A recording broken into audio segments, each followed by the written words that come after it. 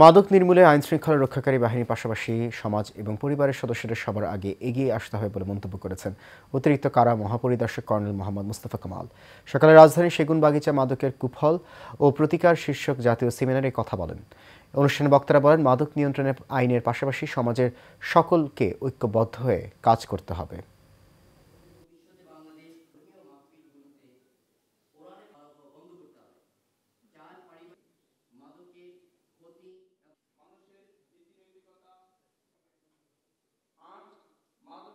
This is my view as the biochemist.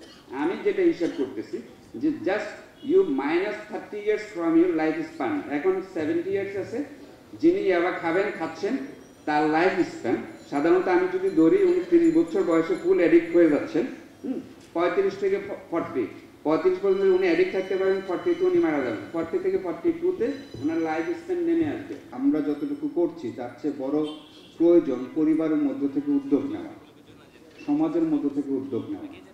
যে কাজটা আমি বিশ্বাস করি যে আজকে এই সেমিনারের মাধ্যমে যেটা শুরু হয়েছে, এইটা ধীরে ধীরে আমাদের পাড়া মহল্লায় মসজিদগুলোতে পরিবারে সবার মধ্যে ছড়ায় যাবে।